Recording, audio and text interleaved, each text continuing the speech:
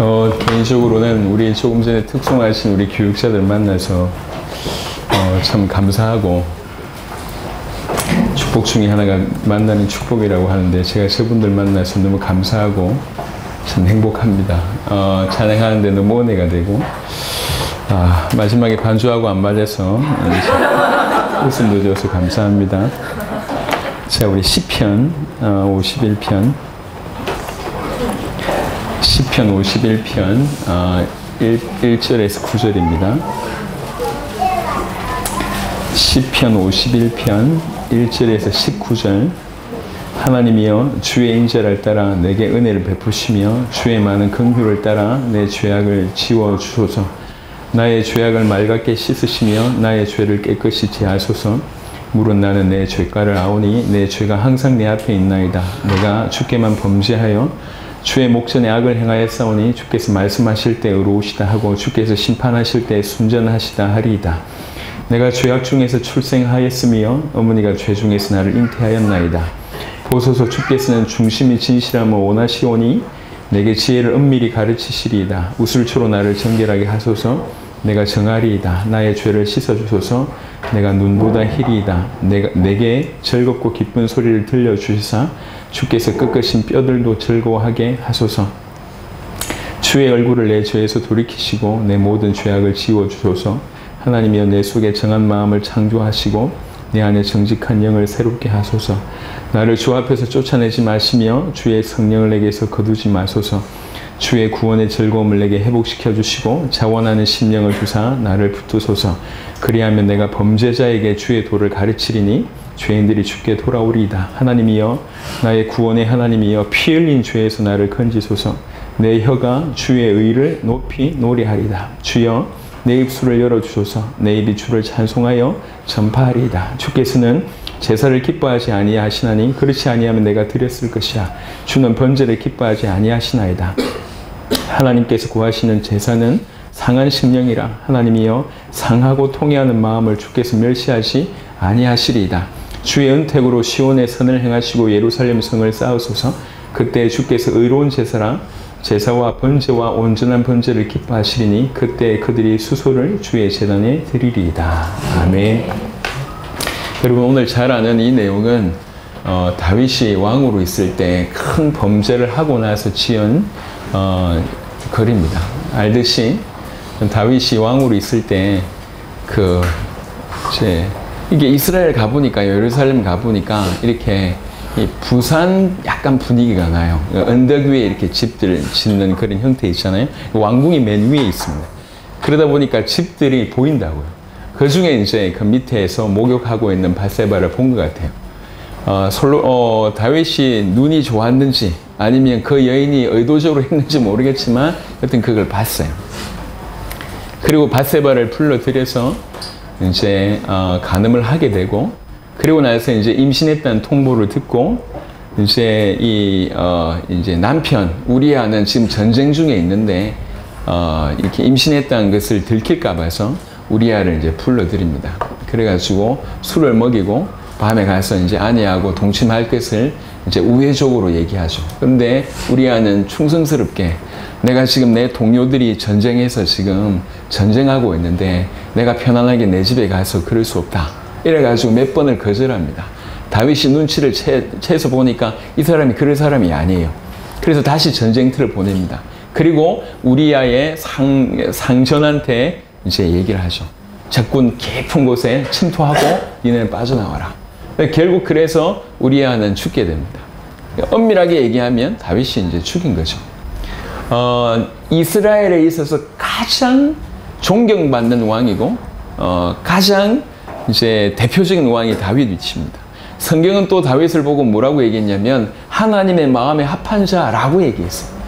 그래서 이제 다윗이 정말 흠이 없는 그런 가장 왕국을 잘 다스렸던 그 다윗이 결정적인 실수를 하게 됩니다. 아무도 모르죠. 그때 하나님이 나단이라고 하는 선지자를 보냅니다. 그 선지자가 가서 이제 비유로 얘기를 쭉 합니다. 비유로 얘기를 하면서 결국 이제 알아듣도록 다윗을 책망하게 됩니다. 왕인데 선지자가 와서 네가 하나님 말씀을 어겼다. 네가 죄를 범했다. 라고 돌려서 이제 선지자 나단이 얘기했을 때 정말 다윗이 훌륭한 것은 그때 무릎을 꿇게 됩니다. 회개하는 일이 벌어지죠. 그리고 나서 그 1년에 그런 상황 가운데 있을 때 총 3편의 시를 씁니다. 그게 시편에 적혀 있습니다. 그 중에 한 편이 오늘 읽었던 시편 51편입니다. 자, 오늘 제가 여러분에게 이 얘기를 드린 건 뭐냐면 다윗이 어떻게 죄를 해결했는가, 어떻게 회개했는가라고 하는 부분들을 설명하기 위해서 이 본문을 선택한 것이 아닙니다. 그것보다는 다윗이 어떤 마음으로 이 시를 썼는가, 다윗에게 정말 중요한 게 뭐였는가를 여러분하고 얘기하려고 오늘 이 본문을 얘기를 한 겁니다. 자, 이것을 이해하기 이전에 사무엘상을 한번 보시도록 하겠습니다.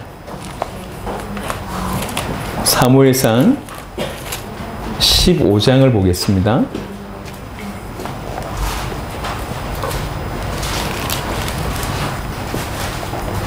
사무엘상 15장에는 결국 사울 왕이 사무엘이 세웠던 그 사울 왕이 하나님의 말씀을 어기는 장면이 나옵니다. 전쟁 이기고 나서 그 모든 탈취물을 하나도 취하지 말고 하나님께 드려라 라고 이제 다 죽이라고 얘기했는데 이 사울 왕이 보니까 탈취물이 괜찮은 게 많잖아요. 그 중에 일부를 취해옵니다. 그것을 보고 이제 너는 이제 더 이상 안 된다. 하나님 너를 버리셨다 라고 하는 아주 냉정한 그런 말씀을 하는 내용이 15장 22절부터 나옵니다. 사무엘이 이르되 여호와께서 번제와 다른 제사를 그의 목소리를 청종하는 것을 좋아하심같이 좋아하시겠나이까. 순종이 제사보다 낫고 듣는 것이 수양의 기름보다 나으니, 이 구절을 여러분 한 번씩 보셨던 구절이죠. 이는 거역하는 것은 점치는 죄와 같고 완고한 것은 사신 우상에게 절하는 죄와 같음이라. 왕이 여호와의 말씀을 버렸으므로 여호와께서도 왕을 버려 왕이 되지 못하게 하셨나이다 하니, 사무엘이 사울에게 기름 붓고 기름 부음을 받으면서 이제 성령의 어떤 임재를 경험하고, 그리고 이제 왕이 되어서 왕의 역할을 하는 중에 지속적으로 하나님의 말씀을 어기게 됩니다. 그래서 바로 이때 드디어 이제 결정적으로 이제 하나님께서 너를 버리셨다, 이렇게 얘기를 합니다. 16장을 보겠습니다. 16장 13절 보면 사무엘이 기름 뿔병을 가져다가 그의 형제 중에서 그에게 부었더니 이날 이후로 다윗이 여호와의 영에게 크게 감동되니라. 사무엘이 떠나서 라마로 가니라. 사무엘이 드디어 다윗에게 기름 붓는 일이 벌어졌고 그 기름 붓자마자 성령에 충만한 일이 벌어졌습니다. 그 다음 구절에 보면 여호와의 영이 사울에게서 떠나고 여호와께서 부리시는 악령이 그를 번뇌하게 한지라. 13절과 14절이 완전 상반된 얘기가 벌어집니다. 다윗에게는 기름 부음으로 말미암아 주의 성령이 여호와의 영이 임하게 되고, 또 반대로 사울에게 임했던 여호와의 영은 떠나게 됩니다. 왜 이 얘기를 하냐면 다윗이라고 하는 사람은 경험한 사람이에요. 하나님의 영이 임하면 어떻게 되는지를 경험한 인물이 다윗이고, 또 여호와의 영이 떠나면 어떻게 되는지를 사울 왕을 통해서 똑똑히 봤습니다. 구약 성경, 구약 시대는 예수님께서 십자가와 보혈의 피로 우리 모든 죄를 영원히 완벽하게 단번에 해결하시기 전이기 때문에 성령이 임재하셨다가도 떠나가는 시대였습니다. 임재하다가 떠나가는 시기였지만 사실은 사울은 더 이상 임재할 수 없을 정도로 완벽하게 버림받은 그런 인물이 되었습니다. 일평생 사울에게서 다윗은 쫓겨다녔습니다. 그래서 하나님이 버리신, 여호와의 영이 저버리신 인생이 어떻다고 하는지를 일평생 똑똑히 봤던 인물이 다윗이에요. 여호와의 영이 임하면 어떻게 되는지를 몸소 경험했고, 여호와의 영이 떠나면 어떻게 되는지를 일평생 눈으로 똑똑하게 봤던 인물이 다윗입니다. 그 다윗에게 나단이 나타나서 책망하는 겁니다. 그 책망을 듣고 다윗이 회개합니다. 그 회개하는 내용 중에 대부분은 주님 저의 죄를 해결해 주십시오, 저의 죄를 용서해 주십시오 라고 하는 것이 주 포인트입니다. 하지만 그 배경에 더 있는 건 뭐냐면 절대로 주의 성령을 나에게서 영원히 거두지 마십시오. 주의 성령이, 주의 성신이 항상 나와 함께하는 구원의 즐거움을 늘 회복시켜 주십시오 라고 하는 것이 깔려 있습니다. 무슨 말이냐면 하나님과 단절을 지극히 두려워하는 마음이 그 안에 깔려 있었습니다. 다윗은 그 누구보다도 하나님과 떨어지면 어떻게 되는지, 여호와의 영이 임하지 않으면 어떻게 되는지를 잘 알고 있었고, 여호와의 영이 또 임하면 어떻게 되는지를 잘 알고 있었습니다. 하나님과의 교제가 지속적으로 이루어질 때 어떤 삶을 살며, 하나님과의 교제가 단절되었을 때 또 어떤 삶을 사는지를 입체적으로 알고 있는 인물이 다윗입니다. 그래서 그 어떤 것보다 여호와의 영, 그 하나님의 영이 계속 본인에게 머물러서 항상 하나님과 함께하는 그 즐거움 가운데 있기를 바란다면서 계속 강구하는 내용이 들어있습니다. 오늘날 많은 교인들을 봅니다. 하나님의 은혜로 전 세계 교회를 많이 방문했습니다. 수많은 목회자들을 봅니다. 교회 모습들이 너무 당연합니다. 중남미 사람들이 뭘 웃냐면 우리 한국 교회 이 예배를 웃어요. 왜 그러냐면 제가 얘기했거든요. 우리 한국 사람들은 와서 조용히 앉아있다가 예배 드리고 조용히 간다 라고 얘기하니까 그냥 웃어요. 왜 그러냐, 이런 예배가 없대요. 이런 예배. 중남미 분들은 일단 오면 이 의자 밑에 무릎 꿇고 먼저 기도부터 합니다. 늦게 와도. 이 사람들은 참 용기가 대단한 것 같아요. 10시에 예배인데 11시쯤에 나타나서 다 이렇게 예배 드리고 있는데 여기 앞자리에 와가지고 무릎 탁 꿇고 지 실컷 기도하고 그 다음 돌아와서 딱 앉습니다. 그리고다가 한 10분 예배 드리고 가는 사람도 있어요. 여하튼 막 그래요. 그리고 나서 찬양을 하면 가만히 있지 않습니다. 내가 나의 하나님께 찬양하는데 내가 어떻게 앉아있을 수 있냐 이래가지고 전부 일어나서 찬양합니다. 우리는 이제 예를 들면 우리 남옥이나 뭐 재경이가 나와서 우리 한번 일어나서 찬양합시다 라고 얘기할 때 이게 얼마나 용기 내서 하는 말인지 여러분 아셔야 됩니다. 분위기가 안 잡히니까. 근데 중남미 분들은 내가 지금 찬양하지 않냐, 하나님을 내가 높이는 것인데 내가 어떻게 이렇게 앉아있을 수 있냐 이러면서 일어나서 찬양을 해요. 그리고요, 예배하는 데에 어떤 피드백이라고 하는 것이 굉장히 어떤 적극적입니다. 아주 좋아요. 우리 가나의 리차드 목사님 혹시 보셨습니까? 가나의 리차드 목사님 메시지 한 명 들고 일어나가지고 왔다 갔다 해. 지가 은혜 받으며 왔다 갔다 메시지 하고 있는데 그러면서 come on 이러면서 메시지 계속 해달라고 왔다 갔다 합니다. 아프리카 사람들이 막 그래요. 막 예배를 드리는데 하나님 임재를 느끼면서 막 그렇게 예배를 드려요. 근데 우리는 이렇게 조용하다고 얘기하니까 이게 상상이 안 되나 봐요. 그게 예배냐 이렇게 얘기해요. 하지만 우리는 이렇게 예배입니다. 그러면서도 은혜를 받아요. 할렐루야. 예배의 형태나 형식은 사실은 이렇다 저렇다 뭐 국민성이 다 있으니까 상관없습니다. 근데 중요한 건 뭐냐면 수많은 교회를 다니면서 정말로 제가 느끼는 안타까움, 그 성도들의 모습을 보면서 느낀 안타까움 뭐냐면 여전히 구원받았는지 안 받았는지 잘 모르겠지만 구원받았음에도 불구하고 여전히 멀리 계신 하나님.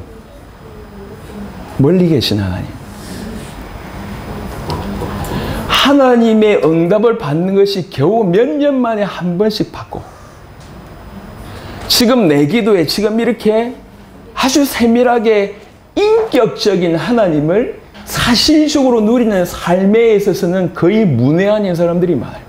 그분의 손을 잡고 그분의 얼굴을 구하고 그분의 음성을 듣고 그분 앞에 무릎을 꿇고 그분과 함께 동행하고 하는 것들이 이게 실제적인 만남에서 일어나는 일들이잖아요. 예수가 우리에게 십자가와 부활로 그리스도의 역할을 감당하셔서 그리스도가 되셔서 그리스도이셔서 우리에게 참된 구원을 허락하셨습니다. 인간의 모든 문제는 하나님과 단절되어서 왔는데 그 예수 그리스도의 십자가와 부활의 능력으로 성령의 도움으로 말미암아 우리가 하나님을 만나는 일이 벌어졌어요. 이거는 실제 상황입니다. 하나님을 만났다고 이게 구원이에요. 생명이라고 하는 것은 항상 하나님과의 관계를 얘기합니다. 하나님 만나는 것이 생명입니다. 하나님과 단절이 죽음입니다. 우리는 하나님을 만나서 생명을 얻었습니다. 그렇다고 하면 그 생명은 매 순간 매번 살아있어야 된단 말이죠. 지금 이 시간에도 생명을 얻었다고 하면 그분과의 관계는 이론이 아니라 추상이 아니라 리얼이어야 된다는 얘기입니다. 실제 내가 내 아내하고 대화하듯이 하나님과 여러분의 삶이 매 순간 매분 매초 사실은 그러해야 하는데 이런 모습이 지극히 대표적이거나 아니면 엄청나게 높은 기준으로 착각하고 있습니다. 많은 사람들은 몇 년에 한 번씩 하나님을 어쩌다가 은혜 받았다라고 하는 것이 정상으로 여겨지고 있습니다. 하나님을 만났는데 몇 년에 한 번 겨우 응답을 받고 몇 년에 한 번 계속 뭐 기쁨이 오고 어쩌다가 한 번 감동이 오고 어쩌다가 한 번 주의 음성이 들리고 이것이 정상이라고 사단이 만들어놨습니다. 됐습니까? 더 기가 막힌 것은 하나님을 만났는지 안 만났는지 잘 모르겠습니다. 제가 이 말을 하는 것은 교회 내에 구원받지 못한 사람들이 많다고 하는 것을 전제로 깔고 하는 겁니다. 하나님을 만났는지 안 만났는지 모르겠지만 더 기가 막힌 건 뭐냐면 이렇게 교회 안에 있고 구원받았음에도 불구하고 하나님의 교제가 원활하지 않은데 수많은 장애물 가운데 그분과의 소통이 내가 그분에게 말을 드리고 기도를 하고 그분의 음성을 듣는 것들이 이렇게 희귀한데도 너무너무 희미한데도 그것에 대해서 안타까움이 없거나 아니면 심각성을 모른다고 하는 것이 가장 안타깝다는 거죠. 그게 정상인 줄 알고 있으니까. 성경은 그것이 정상이 아니라고 얘기하고 있습니다. 오늘 인물 다윗은 바로 그것을 대변해 주고 있습니다. 다윗은 지금 뭘 두려워하고 있냐면 자기가 죄 때문에 형벌 받을 것을 두려워하는 게 아니에요. 이 다윗이 정말로 두려워하는 것은 주의 성신이 주의 영이 자기에게서 영원히 떠날까 봐. 그래서 하나님과의 관계를 그 행복한 관계를 그 말로 표현할 수 없는 그 충만한 관계를 다시는 갖지 못할 것 같은 두려움에 지금 완전히 사로잡힌 겁니다. 그래서 죄 용서를 계속 구합니다. 죄 용서를 구하는 그 이면에는 뭐가 깔려있냐면 제발 주님 나와 함께 해주세요 라고 하는 것이 깔려있습니다. 신앙생활을 오래 하신 분들한테 부탁을 드립니다. 언제 우리는 이렇게 되었을까요? 왜 이게 신앙생활이라고 착각하고 있을까요? 하나님 내 안에 계신데 내가 그분의 음성을 못 들은 것이 한참 되었음에도 불구하고 문제의 심각성을 못 느낄 정도로 된 것이 이게 언제부터 이렇게 되었을까? 우리 주위에 돌아보니까 우리와 비슷한 사람들이 많아요. 그래서 우리와 비슷한 사람들이 너무 많아서 이것이 그냥 정상이라고 생각하고 있었던 것 같습니다. 분명히 얘기하는데 그것은 정상 아닙니다. 정상일 수 없어요. 하나님은 죽은 자의 하나님이 아닙니다. 하나님은 이야기 속에 성경책 속에 있는 하나님은 아닙니다. 하나님은 살아있는 하나님이고 하나님이 인격적으로 역사하는 하나님입니다. 하나님 지금 매 시간, 매 분, 매 초 우리에게 말씀하시는 하나님이세요. 우리 안에 살아계시면 그분 가만히 계시지 않고 우리 안에서 역사하십니다. 우리에게 끊임없이 말씀하십니다. 우리와 끊임없이 소통하시길 원하시면서 계속 손을 끊임없이 내밀고 있습니다. 알겠어요. 하나님이 정말 우리를 사랑한다는 마음을 제가 조금 이해하겠습니다. 아이를 낳아보니까 그리고 이제 이렇게 지금 넷째잖아요. 넷째가 특별히 넷째가 아직 어리니까 이뻐요. 생긴 것도 비슷하게 생겼고 우리 와이프 말을 보자면 저하고 우리 막내하고 똑같은 게 엉덩이라고 하더라고. 너무 비슷하게 닮았다고. 그래서 엉덩이 제가 탁 또 두들겨 줍니다. 하루에도 몇 번씩 수십 번씩 뽀뽀를 해도 더 하고 싶어요. 그게 아비의 마음이잖아요. 그렇죠? 하나님은 우리 안에 계신 그 하나님은 절대로 머물러 계시지 않습니다. 왜 그런 착각을 하십니까? 왜 그러실까? 왜 보리자루처럼 가만히 계실 거라고 생각하십니까? 왜 그런 생각을 하십니까? 그렇지 않습니다. 우리 하나님 우리 안에서 끊임없이 우리와 소통하기를 원하시는 분이십니다. 계속 말씀하십니다. 그런데 그 말씀을 듣지 못하거나 그 말씀에 반응하지 못하거나 그 말씀에 순종하지 못하거나라고 하는 것이 너무나 오랫동안 체질이 되어서 매번 매 순간 매 초 그 하나님을 누릴 수 있는 모든 기회를 지금 잃어버리고 있으면서도 그것을 정상이라고 생각하고 있습니다. 그건 정상 아닙니다. 오늘 다윗을 통해서 우리는 뭘 알아야 되냐면 심각성을 알아야 되고 뭐가 중요한지를 알아야 돼요. 다윗은 하나님과의 관계의 끊어짐에 대해서 상당한 두려움을 가지고 있었습니다. 하나님을 떠나면 죽는다. 하나님이 없으면 죽는다. 이게 있었어요. 반대로 하나님이 나에게 필요하다. 하나님만 필요하다. 이게 있는 거예요. 그 마음으로 지금 하나님과 단절되게 만든 그 요소라고 하는 죄라고 하는 본질을 정확하게 깨달은 겁니다. 그래서 이거 붙들고 하나님 앞에 지금 정면 도전, 어떻게 보면 정면 싸움을 하는 것이 시편 51편의 얘기입니다. 시편 51편을 잠시 보겠습니다. 시편 51편에 하나님이여 주의 인자를 따라 내게 은혜를 베푸시며 주의 많은 긍휼을 따라 내 죄악을 지워 주소서라고 하는데, 이 죄악이라고 하는 이 단어는 페사아라고 하는 그 단어인데요. 이제 원래 이 말은 종교적인 반역을 뜻합니다. 반역이라고 하는 의미가 있습니다. 그래서 이 죄가 그냥 단순히 밧세바를 범하고 우리아를 죽였다라고 하는 것에 그치지 않고, 왜 그랬냐? 이것이 근본적인 배경은 하나님께 대한 반역이었다고 하는 것에 배경을 깔고 있는 겁니다.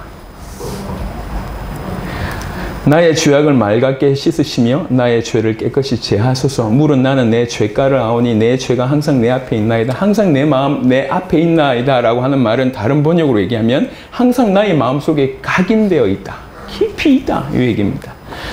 4절 보면 내가 주께만 범죄하여 라고 얘기를 하고 있습니다. 이 말을 처음에는 오해할 수가 있습니다. 이게 보니까 다윗이 좀 괜찮은 인물인 줄 알았는데 영 보니까 형편없네. 왜 주께만 범죄했습니까? 지금 밧세바를 범하고 우리아까지 죽였는데.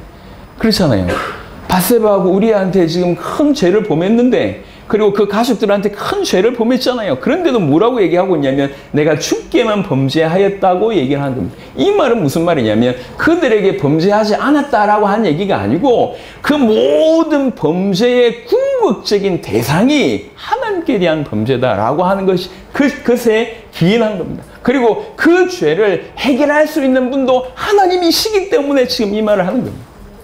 다른 사람한테 난 잘못 없다, 떳떳하다, 하나님께만 내가 회개하면 뭐 괜찮다라고 하는 식으로 잘못 오해하면 큰일입니다. 그 말이 아니고 이 모든 범죄의 가장 궁극적인 대상은 하나님입니다. 그리고 그 하나님만이 이 죄의 문제를 해결할 수 있다라고 하고, 그리고 지금 그 하나님께 기도하는 내용이기 때문에 이렇게 쓴 겁니다. 내가 주께만 범죄하여 주의 목전에 악을 행하였사오니 주께서 말씀하실 때 의로우시다 하고 주께서 심판하실 때 순전하시다 하리이다. 무슨 말입니까? 주께서 무슨 벌을 내리시든지 무슨 판단을 하시든지 무슨 말씀을 하시든지 그대로 듣겠습니다. 주의 말은 옳기 때문에, 주의 말은 의로웠기 때문에, 주의 판단은 올바르기 때문에 무조건 옳습니다 라고 하는 얘기예요. 내가 죄악 중에서 출생하였으며 어머니가 죄 중에서 나를 잉태하였나이다. 사실은 영적인 눈이 열렸기 때문에 이 얘기를 할 수가 있습니다. 원죄라고 하는 개념이 구약 성경에 잘 없습니다만은 이렇게 영적으로 깊은 자들은 이런 고백을 합니다.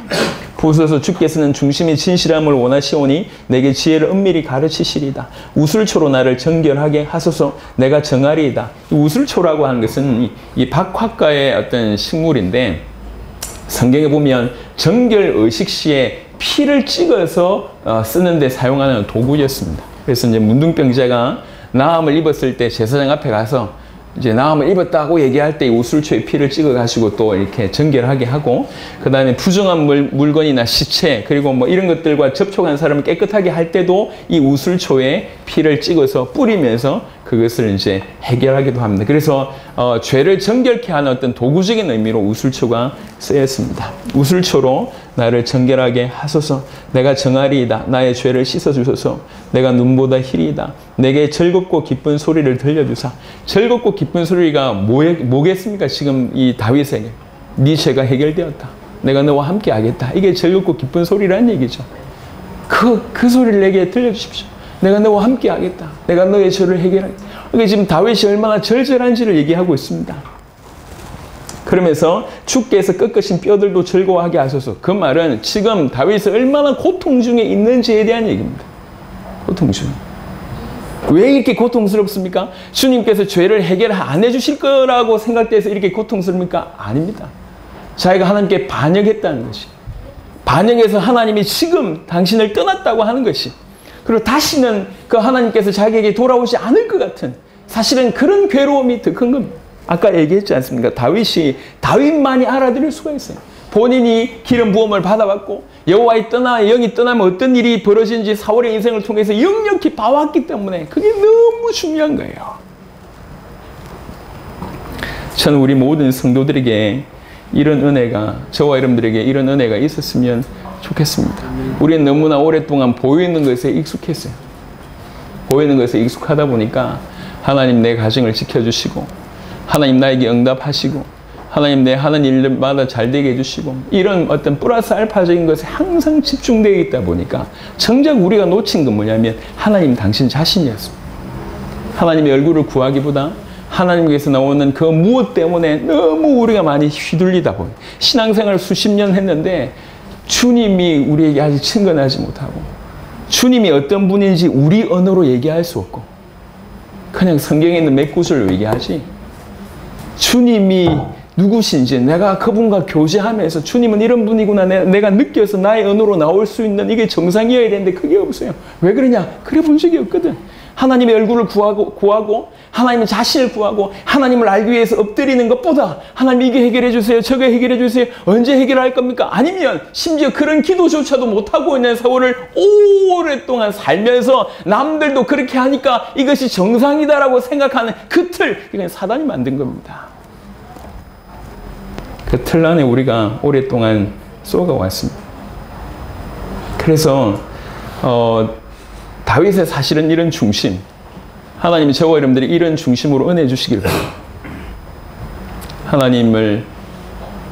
하나님과 교제가 끊어지고 하나님과 단절된다. 나는 끝이다. 나는 정말 하나님이 필요하다. 하나님 나와 함께 하시고 매 순간 그분의 얼굴을 구하고 손을 잡고 동행하고 그분의 음성을 듣고 그분에게 순종하고 그분을 기뻐하고 그분을 높이고 싶고 매 순간 이렇게 사는 것이 구원의 즐거움입니다. 그것을 저와 여러분들이 알아듣고 구하게 되기를 바랍니다. 우리 눈앞에 있는 것들, 우리가 필요로 하는 것들이 싹 다 지나갑니다. 무엇이 중요한지 모르겠지만 싹 다 지나갑니다. 진짜 중요한 것들을 구하게 되는 은혜가 있게 되기를 바랍니다.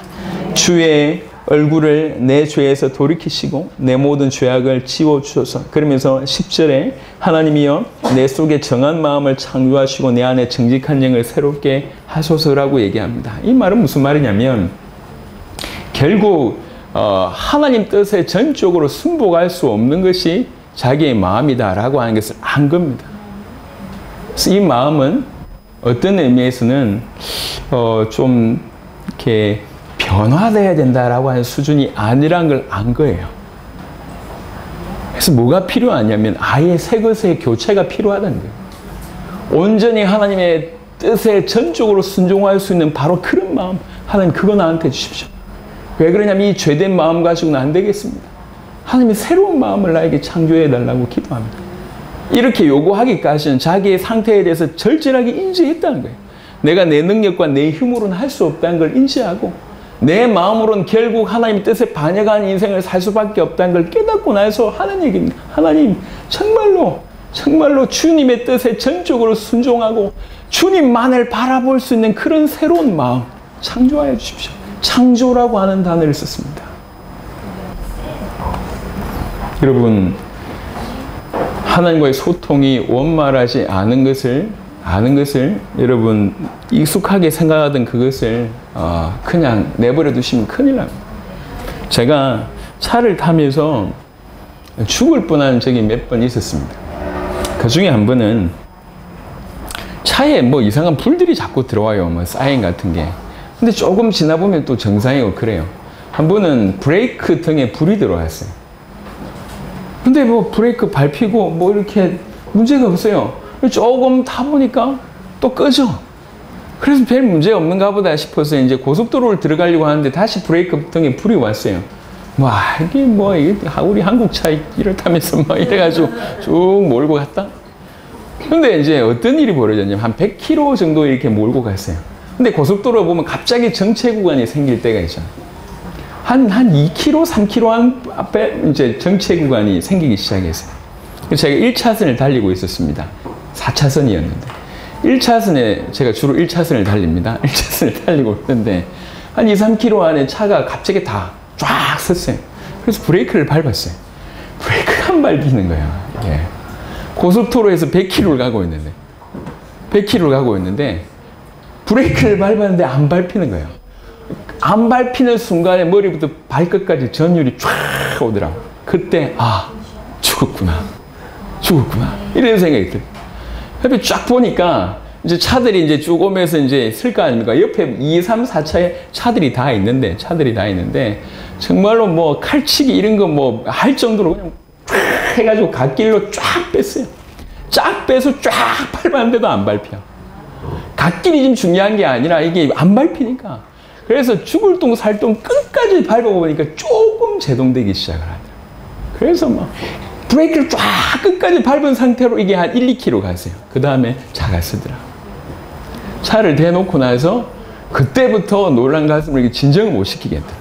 알고 보니까 브레이크 오일이 새기 시작한 거예요. 이게.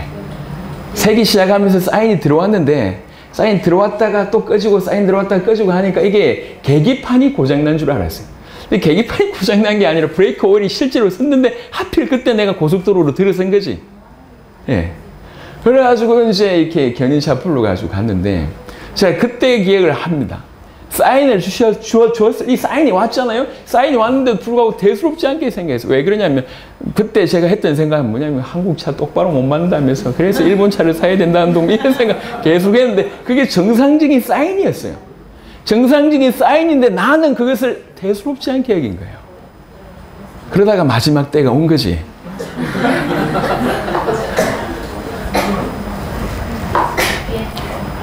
여러분, 하나님과의 교제가 원만하지 않는 것을 익숙해 하시면 여러분 큰일 납니다. 그 무언가가 여러분하고 하나님과의 교제를 맡고 있는 무언가가 있다면 오늘 이 자리에서 무릎 꿇어서 주님, 주님을 찬양합니다라고 시원스럽게 못할 무언가가 있다면 빨리 제거하세요. 그리고 어떤 연유에서든 간에 하나님과의 교제를 빨리 회복할 수 있도록 주님께 두 손 드시기 바랍니다. 그리고 깨달으세요. 하나님과의 관계가 원만하지 않은 것처럼 위험한 건 없습니다. 피가 정상적으로 돌지 않고 피가 어디 막힌다. 그러면 죽는 겁니다. 한 부분만 막혀도 죽어요. 심장에 어떤 관련해서 질병이 있었던 분들은 이 말을 이해할 겁니다. 한 부분만 막혀서 피가 안 돌면 죽게 돼 있어요. 막히고 있는 과정이라. 여러분 생각해 보세요. 어떻게 살아계신 하나님을 그리스도의 예수의 피로 우리가 하나님을 만났다고 하는데 그런 하나님과의 사실적인 만남이 이렇게 희귀하고 희미할 수 있습니까? 그리고 어떻게 이것을 정상이라고 생각할 수가 있냔 말이에요. 생각을 빨리 바꾸세요. 하나님의 뜻에 전적으로 순종하지 않는 우리의 마음을 하나님 앞에 내어놓고 하나님 뜻에 전적으로 순종할 수 있는 그 마음을 나에게 창조해달라고 기도하시고 여기 보면 정직한 영을 새롭게 하소서라고 얘기합니다. 물론 이것은 성령이라고 이해하셔도 됩니다. 하지만 이게 원어적으로 조금 더 구체적으로 좀 설명하면 이 정직한 영은 진실한 영 내지는 확전된 심령이라고도 해석할 수 있고 하나님께 전적으로 의지하고자 하는 믿음이라고도 해석할 수가 있습니다. 한편으로는 성령이면서 또 한편으로는 믿음이라고 해석할 수 있습니다. 그래서 지금 다윗이 구하는 건 뭐냐면 정말로 하나님이 죄된 마음, 하나님 없이도 잘 살 수 있다고 하는 이런 하나님 떠나고 난 이 죄된 마음을 하나님 뜻에 순종하지 못한 이 죄된 마음을 없애주시고 하나님 앞에 하나님 뜻에 전적으로 순종하고 하나님을 즐거워할 수 있는 그 마음을 새롭게 창조하여 달라고 기도하고 동시에 하나님만 전적으로 의지할 수 있는 바로 그런 믿음 하나님 나에게 주십시오 라고 애통하면서 기도하는 내용이 10절입니다. 그러면서 나를 주 앞에서 쫓아내지 마시며 주의 성령을 내게서 거두지 마소서. 나를 쫓아내지 마시고 우리는 내 발로 걸어나가잖아요. 습관. 뭐가 중요한지 몰라요. 하나님 안에 있다는 것이 얼마나 중요한지 모르니까 이런 기도가 지금 우리에게 안 되고 있고 못하고 있는 거예요. 그게 우리의 상태라는 거예요. 여러분 한주하지 마세요. 예. 하나님과 소통이 원활하지 않는 것에 대해서 두려워하세요. 내 기도에 하나님께서 들으시는구나 라고 하는 그 느낌 없이 살아가고 있는 것을 두려워하세요. 하나님이 지금도 내 안에 계시면서 나와 함께 계시면서 내 인생을 돌아보시고 끊임없이 나에게 말씀 주시고 나와 동행하기를 원하시고 친해지기를 원하신다고 하는 그 음성을 듣지 못하고 있는 것에 대해서 두려워할 줄 알아야 돼요. 하나님과의 단절을 두려워할 줄 알아야 됩니다. 반대로 하나님과의 만남을 사모할 줄 알아야 돼요. 하나님의 얼굴을 구하고 모자란 내 인생을 통해서 하나님이 높임을 받으시고 그럴 수만 있다면 내가 불 속이라도 뛰어들겠습니다. 주님이 나를 통해서 높임을 받을 수 있다면 내가 무슨 일이라도 하겠습니다. 주의 구원의 즐거움을 내게 회복시켜 주시고 자원한 심령을 주사 나를 붙드소서. 본인의 의대로, 본인의 의지대로 우리아도 죽이고 밧세바도 취했는데 무슨 일이 벌어졌습니까? 그 구원의 즐거움이라고 하는 것은 사라졌다는 거예요. 하나님이 나와 함께 계시는 그 엄청난 즐거움이, 그 말로 표현할 수 없는 즐거움이 사라졌습니다. 여러분, 육신적으로 많이 얻고 예수 믿어서 이거 하고 싶은 것들 지금 다 이루었다고 한들 아실 겁니다. 여러분들이 구원의 즐거움이 있는지 없는지. 어느 순간 밥 먹고 살 수는 있고, 그 다음 내 주위에 뭔가 손을 내밀어 줄 수 있을 만큼 위치가 됐을지 모르겠지만, 내가 원하는 거, 내가 구했던 거 다 얻었을지 모르겠지만, 이 구원의 즐거움을 잃어버린 채로 살아가는 수많은 인생들, 하나님 우리에게 주시는 메시지입니다. 구원의 즐거움을 내게 회복시켜 주시고 자원하는 심령을 주사 나를 붙드소서. 여기서 자원하다라고 하는 이 표현은 아낌없이 바치다라고 하는 뜻입니다. 정말 주님 앞에 아낌없이 주님이 나에게 오신 것처럼 내가 주님께 아낌없이 드릴 수 있는 그런 심령을 나에게 주십시오. 그리하면 내가 범죄자에게 주의 도를 가르치리니, 내가 그렇게 구원을 회복했다고 하면 당연히 내가 할 것은 이렇게 여전히 범죄자에게, 여전히 범죄의 상태, 하나님께 반역한 그들을 향하여 돌아올 수 있는 길을 가르치고, 그렇게 되면 죄인들이 주께 돌아오리다. 하나님이여, 나의 구원의 하나님이여, 피 흘린 주에서 나를 건지소서. 내 혀가 주의 의를 높이 노래하리다. 주여 내 입술을 열어주소서. 내 입이 주를 찬송하여 전파하리다. 주께서는 제사를 기뻐하지 아니하시나니. 이 말은 무슨 말이냐, 모든 제사를 싫어하신다는 얘기가 아니고 제사의 본질, 올바른 상회하는, 올바른 중심으로 드리는 그 본질을 잃어버린 껍데기 제사, 그걸 원하지 않는다는 얘기입니다. 그렇지 아니하면 내가 드렸을 것이라. 주는 번제를 기뻐하지 아니하시나이다. 하나님께서 구하시는 제사는 상한 심령이라. 하나님이여, 상하고 통회하는 마음을 주께서 멸시하지 아니하시리이다. 이 상한 심령, 여기서 상하다라고 하는 말은 조금 쉽게 번역하면 갈기갈기 찢기다.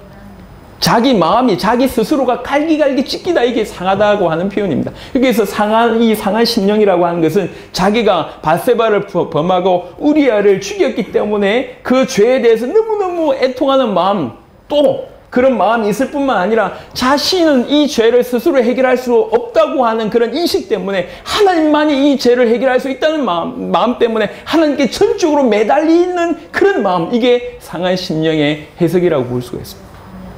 자기 죄에 대해서 애통하는 마음과 이 죄를 해결할 수 있는 분은 주님밖에 없어요 라고 하는 그런 마음으로 확고하게 주님을 의지해서 매달리는 그런 심령, 이게 상한 심령입니다. 주님이 지금 우리에게 바로 이것을 원하고 계시다고 하는 겁니다. 우리는 죄인들입니다. 우리 걸음 속에 수많은 죄가 또 하나님 뜻대로 살지 못함이 우리 머리를 덮을 정도로 우리는 많습니다. 이 세상이 죄악된 세상이라는 걸 우리 주님이 알고 계십니다. 근데 하나님이 다윗이라는 사람을 통해서 우리에게 메시지를 주고 계십니다. 죄 가운데 사는 우리가 그리스도 예수의 이름으로 그 죄 가운데서 해결받는 은혜를 받았습니다. 그리고 나서 이 땅을 살아가는 우리에게, 그 죄악 가운데 살아가는 우리에게 이 죄를 빨리 넘어서서 하나님과 소통할 것을 얘기합니다. 어떻게 하면 되겠냐? 상한 심령이라고 하는 것을 화두로 우리에게 지금 말씀하고 계십니다. 너희가 어떻게 해야 되겠냐? 저는 이 부분에 대해서 굉장히 경계합니다.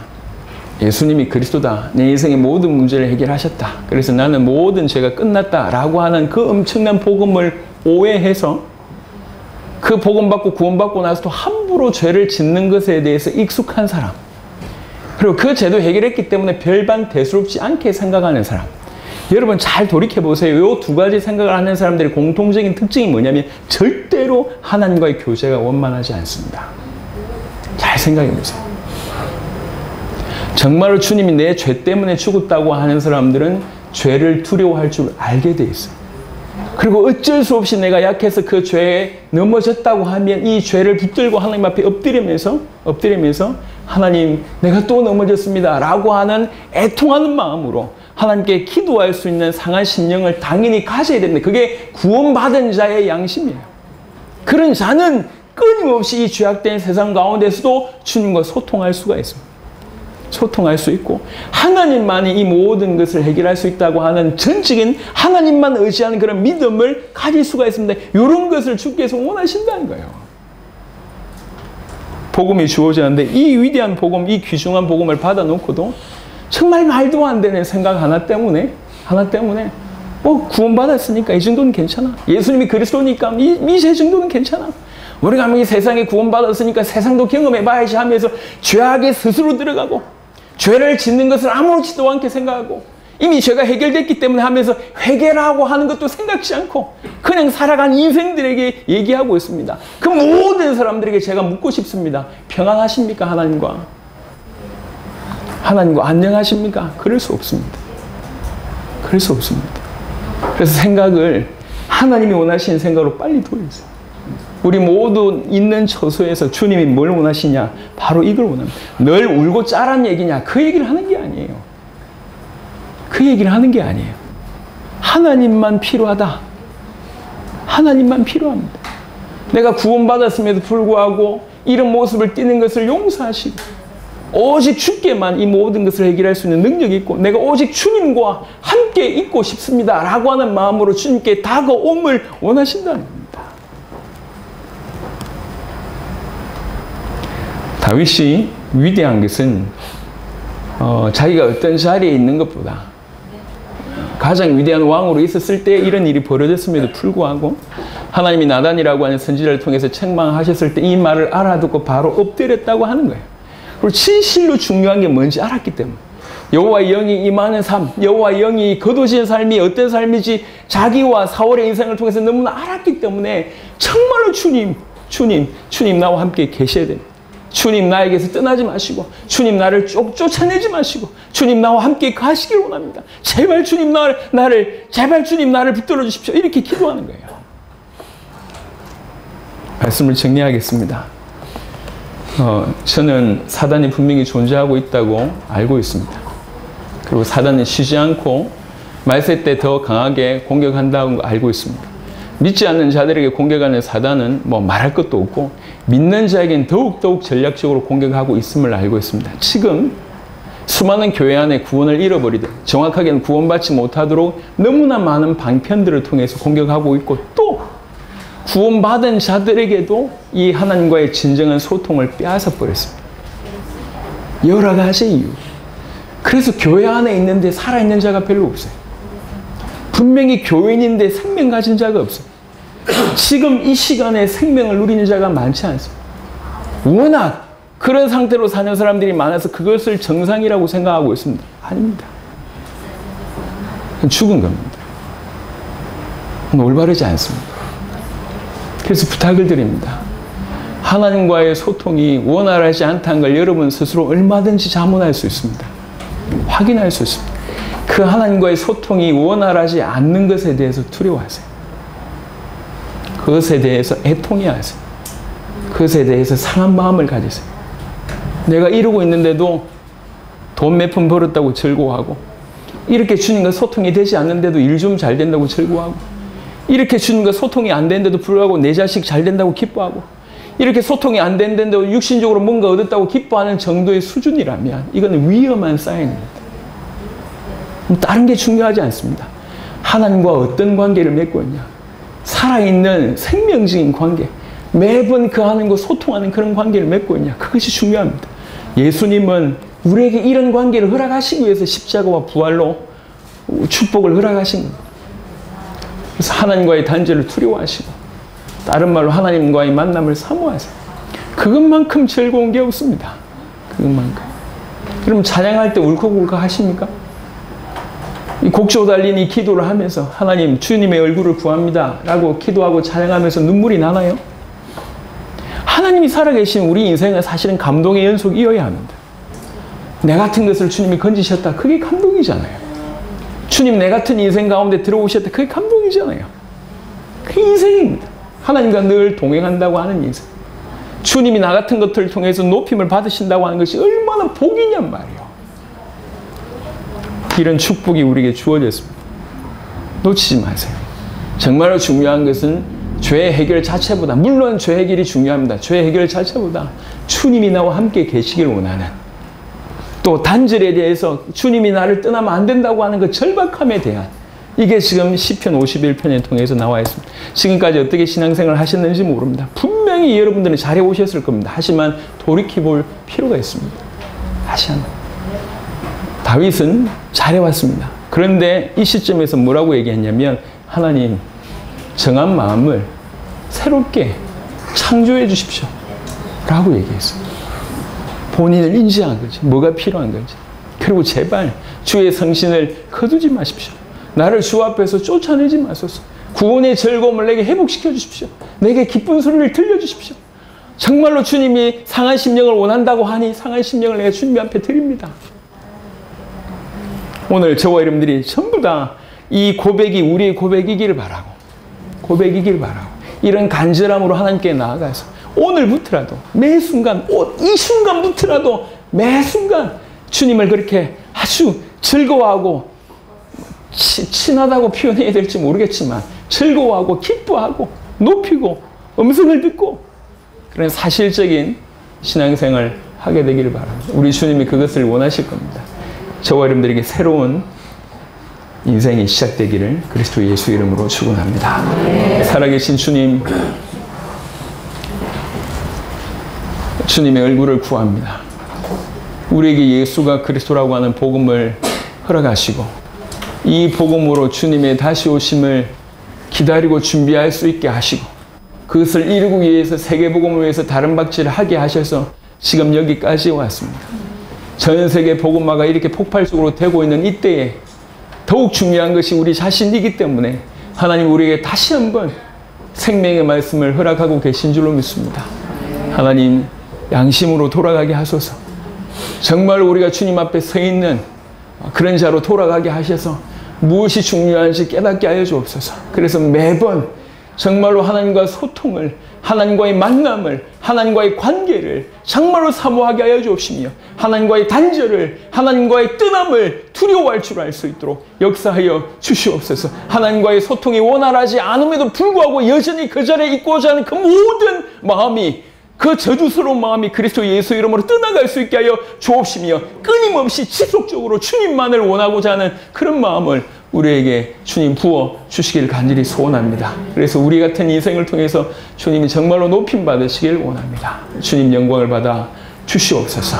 감사를 드리옵고 우리 주 예수 그리스도 이름으로 기도드렸습니다. 아멘.